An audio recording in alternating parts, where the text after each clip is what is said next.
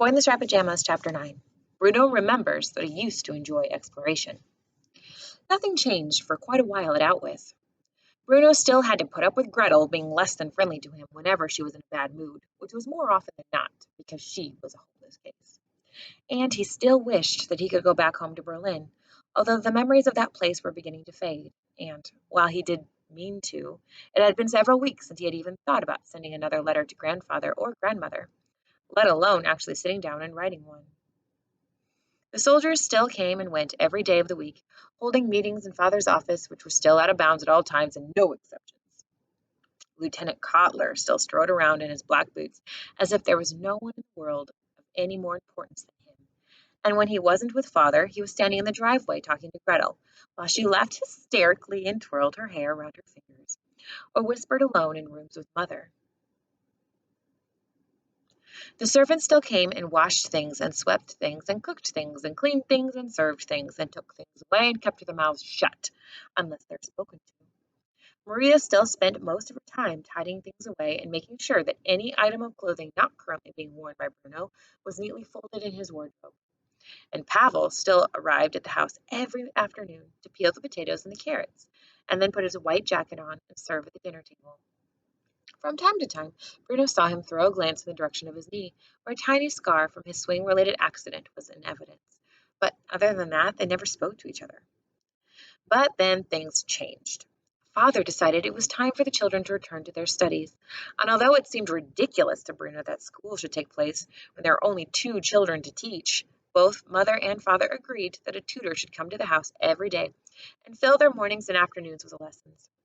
A few mornings later, a man called Herr Litz rattled up to the driveway on his bone shaker, and it was time for school again. Herr Litz was a mystery to Bruno. Although he was friendly enough most of the time, never raising his hand to him like his old teacher in Berlin had done, something in his eyes made Bruno feel that there was anger inside him, just waiting to get out. Herr Litz was particularly fond of history and geography, while Bruno preferred reading and art. "Those things are useless to you," insisted the teacher. "A sound understanding of the social sciences is far more important in this day and age." "Grandmother always let us perform in plays back in Berlin," Bruno pointed out. "Your grandmother was not your teacher, though, was she?" asked Erlitz. "She was your grandmother, and here I am your teacher, so you will study the things that I say are important and not just the things you like yourself." "But aren't books important?" asked Bruno. "Books are about things that matter in the world, of course," explained Erlitz. "But not storybooks, not books about things that never happened. How much do you know of your history anyway, young man?" To his credit, Erlitz did refer to Bruno as a young man, like Pavel and unlike Lieutenant Kotler. "Well, I know I was born on April the 15th, 1934, said Bruno. "Not your history," interrupted Erlitz. "Not your own personal history. I mean the history of who you are, where you came from, your family's heritage, the fatherland." Bruno frowned and considered it. He wasn't entirely sure that father had any land, because although the house in Berlin was a large and comfortable house, there wasn't very much garden space around it, and he was old enough to know that Outwith did not belong to them, despite all the land there. "Not very much," he admitted finally, "although I know quite a bit about the Middle Ages. I like stories about knights and adventures and exploring." Erlitz made a hissing sound through his teeth and shook his head angrily. "Then this is what I'm here to change," he said in a sinister voice, "to get your head out of your storybooks and teach you more about where you come from, about the great wrongs that have been done to you." Bruno nodded and felt quite pleased by this, as he assumed that he would finally be given an explanation for why they had all been forced to leave their comfortable home and come to this terrible place, which must have been the greatest wrong ever committed to him in his short life. Sitting alone in his room a few days later, Bruno started thinking about all the things he liked to do at home, and that he hadn't been able to do since he had come to Outwith. Most of them came about because he no longer had any friends to play with, and it wasn't as if Gretel would ever play with him. But there was one thing that he was able to do on his own, and that he had done all the time back in Berlin, and that was exploring. "When I was a child," Bruno said to himself, "I used to enjoy exploring, and that was in Berlin, where I knew everywhere and could find anything I wanted with a blindfold on. I'd never really done any exploring here. Perhaps it's time to start." And then, before he could change his mind, Bruno jumped off his bed and rummaged into his wardrobe for an overcoat and an old pair of boots, the kind of clothes he thought a real explorer might wear, and prepared to leave the house. There was no point doing any exploring inside. After all, this wasn't like the house in Berlin, which he could just about remember had hundreds of nooks and crannies, and strange little rooms, not to mention 5 floors if you counted the basement and the little room at the top with a window he needed to stand on his tiptoes to see through. No, this was a terrible house for exploration. If there was any to be done, it would have to be done outside.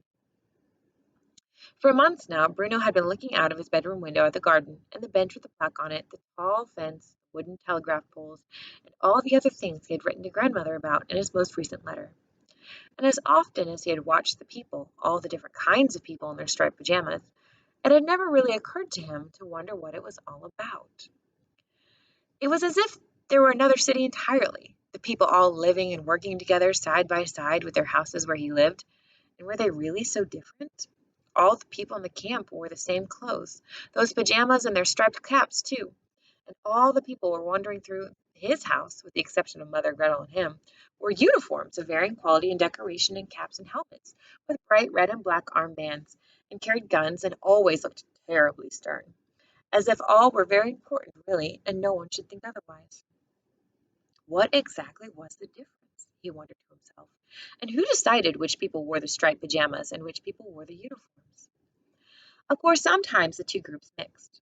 He'd often seen the people from his side of the fence on the other side of the fence, and when he watched, it was clear that they were in charge. The pajama people all jumped to attention whenever the soldiers approached, and sometimes they fell to the ground, and sometimes they didn't get up and had to be carried away instead. It's funny that I never wondered about those people, Bruno thought. And it's funny that when you think of all the times the soldiers go over there, and he had even seen father go over there on many occasions, that none of them have ever been invited back to the house. Sometimes, but not very often, but sometimes, a few of the soldiers stayed to dinner. And when they did, a lot of frothy drinks were served, and the moment Gretel and Bruno had put their last forkful of food in their mouths, they were sent away to their rooms. And then there was a lot of noise downstairs, and some terrible singing, too. Father and Mother obviously enjoyed the company of the soldiers. Bruno could tell that. But they never once invited any of the striped pajama people to dinner. Leaving the house, Bruno went round the back and looked up towards his own bedroom window, which from down here did not look so quite so high anymore. And you could probably jump out of it and not do too much damage to yourself, he considered, although he couldn't imagine the circumstances in which he would try such an idiotic thing. Perhaps if the house were on fire and he was trapped in there. But even then it would seem risky. He looked as far to his right as he could see, and the tall fence seemed to carry on in the sunlight, and he was glad that it did, because it meant that he didn't know what was up ahead, and he would walk and find out, and that was what exploration was all about.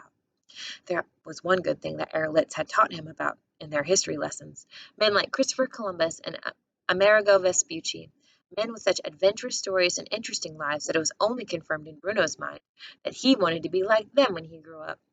Before heading off in that direction, though, there was one final thing to investigate, and that was the bench. All these months he had been looking at it and staring at the plaque from a distance and calling it the bench with the plaque, but he still had no idea what it said. Looking left and right to make sure that no one was coming, he ran over to it and squinted as he read the words. It was only a small bronze plaque, and Bruno read it quietly to himself. Presented on the occasion of the opening of, he hesitated. Out with camp, he continued, stumbling over the name as usual. June 1940. He reached out and touched it for a moment, and the bronze was very cold, so he pulled his fingers away before taking a deep breath and beginning his journey. The one thing that Bruno tried not to think about was that he had been told on countless occasions by both mother and father that he was not allowed to walk in this direction, that he was not allowed anywhere near the fence or the camp, and most particularly that exploration was banded out with no exceptions.